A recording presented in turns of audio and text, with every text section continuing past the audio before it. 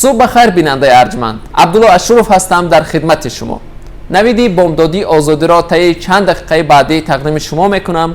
امروز چهارشنبه است، 10 اکتبر. هوای دوشنبه بنابر اطلاع آژانسی باد و هواسنجی روزانه 18 درجه گرم خواهد شد. هوای شهر پراگ پایتخت جمهوری چخ که اداره مرکزی رادیو اینجا قرار دارد کمی گرمتر 22 درجه گرم می شود. نخست شروع کنیم از آن که آژانسی مبارزه با کروپسیا در تاجیکستان محمد صالح براتوف معاون رئیس ناحیه شهر توزی ولایت ختلان را به قلابی متهم کرد، ولی نزدیکانش به این باور ندارند و میگویند که او قربانی یک تهمت شده است. علیه براتوف آخر ماه سپتامبر امسال بر اساس شکایتی فوزلبک و غالبشاه سنگاکوف ها از روی ماده قلابی با استفاده از مقام خدمتی پرونده باز شد. پس از اعلان این اتهام محمد صالح براتوف از مقام برکنار گشت.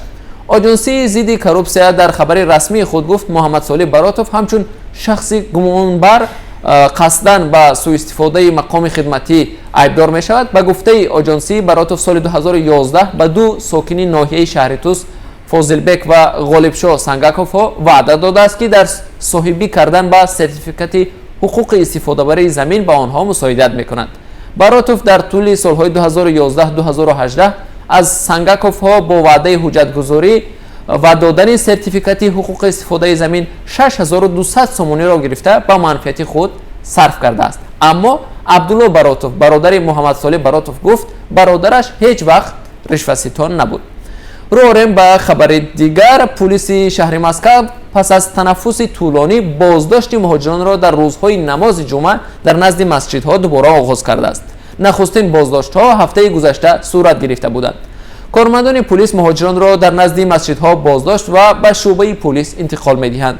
بازداشت دست جمعی مهاجران در نزد مسجدهای شهر مسکو چند سال باز قطع شده بود.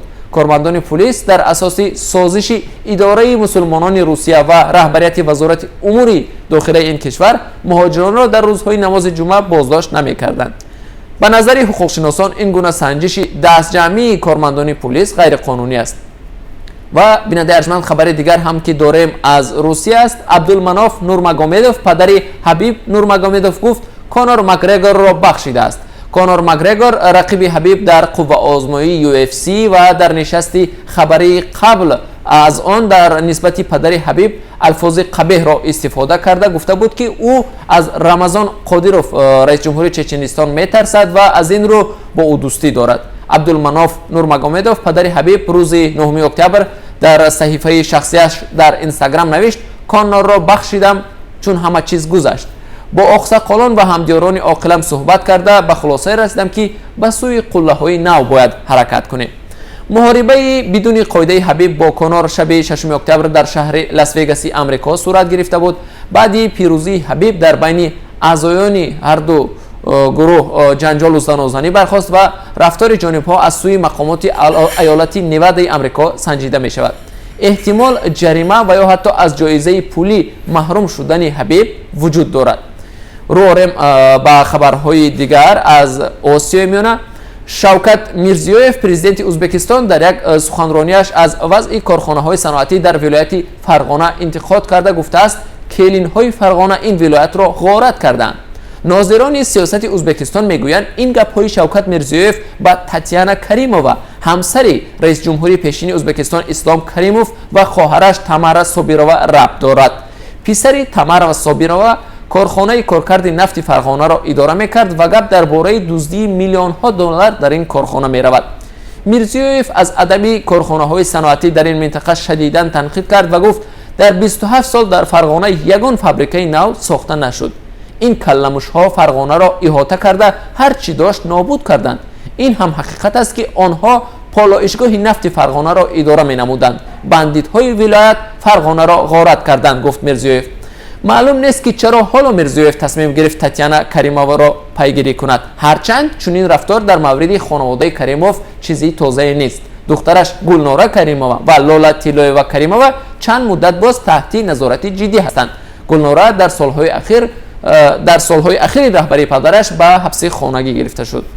اقتصادی وادی فرغانه که ناحیه نزد مرزی تاجیکستان و اینچنین قرقیزستان است عمدتاً از حساب کشاورزی است. اما پالایشگاهی ازبکستان در این منطقه منبع اساسی محصولات نفتی کارکرد شده می باشد. به قول ناظران امور این کارخانه از سال 2000 تحت اداره اکبرعلی عبداللهیف پسری تمارا صابرова و جیانی تاتیانا کریمова بود. اینچنین گفته می شود بسیاری از کارخانه های بزرگ در ولایت فرغانه از جمله فابریکه های دوزندگی و مهمانخانه ها تحت نظارت عبداللهیف بودند. عبداللهیف سال 2017 در اوکراین بازداشت شد. مقامات ازبکستان از کیف خواستند که این نفر متهم به اسرافکاری میلیون ها دلار را به تاشکند استرداد کنند، اما ماه ایون اوکراین به عبداللهیف مقامی پناهندگی داد. روارم با خبر دیگر صدها دانشجوی ترکمن که امسال در دانشگاه‌های تاجیکستان شامل شدند نمیتوانند برای تحصیل به دوشنبه و دیگر شهرهای تاجیکستان بیایند.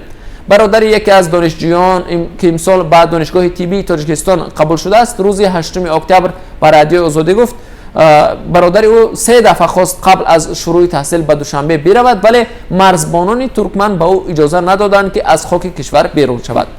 منع سفر دانشجویان ترکمن همزمان با قطع ورود ماشین‌های باربر تاجیکستان به ترکمنستان شروع راست می‌آید. مقامات این کشور از آخر ماه اوگوست به صدها ماشین و قطار عازم تاجیکستان اجازه ندادند که از ایران به قلمرو این کشور وارد شده به تاجیکستان برسند.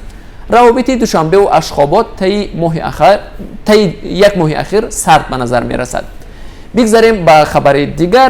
طبق گزارش رسانه‌های بلغارستان در رابطه با کشتار ژورنالیست معروف تلویزیون ویکتوریا مارینووا متهمی نو بازداشت شده است. از احتمال دور نیست که امروز سروزیر بلغارستان بویکو بوریسوف در رابطه با بازداشت متهم تفصیلاتی بیشتر دهد. طبق گزارش ها شخصی بازداشت شده جوانی از 20 تا 30 ساله بلغاری بوده در آلمان بازداشت شده است. متهم 7 اکتبر به آلمان رفته است. آنجا مادرش زندگی میکند. جسد مارینا و 6 اکتبر در یکی از پارک های شهری روسیه بلغارستان یافت شده بود. پلیس میگوید ژورنالیست شناخته مورد لطوکوب تجاوز و به ناموس قرار گرفته، سپس او را بوغی کرده کشتند. ابتدا یک شهروند رومانیا در رابطه با قتل ژورنالیست بازداشت شده بود، اما بنابر نبودی شهادت کافی او از بازداشت رها شد. بیننده ارجمند، شاید شما حالا نهاری میخورید و یا الکی استعمال کردید. نمیدونم شما در این نهاری چی خوردید، اما در ادامه نظر میکنیم با ضیافت پرزیدنت ها تا ببینیم روی دسترخوان آنها چه غذاها است.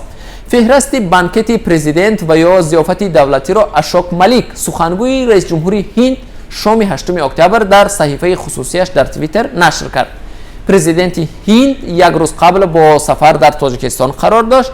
در روی خط و یا منیویی که اشوک مالیک نشر کرد چکه با پیاز سرخ، سنبوسه کدوگی، مانتو با گوشت گوسفند، قبورغه گوسفند، پلاو با روغن زیتون و گوشت گوسفند، شوربا با گوشت فیل مرغ، پلاو با گوشت مرغ ذکر شده است. در ضیافت دولتی به مهمانان از هند بعد از خوراک اساسی تربوز و خربوزه انواع گوناگون میوه نیز پیشنهاد شده است. از بس که در هند گاو حیوان مقدس به حساب می رود، مقامات تاجیکستان با رعایت مقررات دیپلماتی به مهمانان گوشت گاو پیشنهاد نکردند. در فهرست بانکت پرزیدنتان همچنان شربت پرزیدنتان نیز هست. بیننده ارجمند، پس از نشر گزارش در مورد یک دختر 21 ساله تاجیک که دیروز نشر شد که و او تلاش دارد پاکدامنی‌اش را ثابت کند، ما از شما شرح و سوال‌های خیلی زیاده گرفتیم. تشکر که به گزارش‌های ما توجه دارید، اما اینجا می‌خواهم ذکر کنم که رادیو آزادی حق دخالت به زندگی شخصی آدمان را ندارد و بنابراین لطفاً با درخواست‌های خصوصی به ما مراجعت نکنید. همچنان سوال‌ها در مورد قرب اسعار هم زیاد بودند. قرب اسعار در تاجیکستان با اون معیاری که بانک ملی معین کرده است امروز $100 آمریکا 941 سومانی و 1000 روبل روسی 140 سومانی ارزش دارد. بیننده ارجمند، اینجا رسیدیم به پایان اخبار بامدادی رادیو آزادی. با ما بمانید، برنامه‌های نو و جالب ما در پیشند.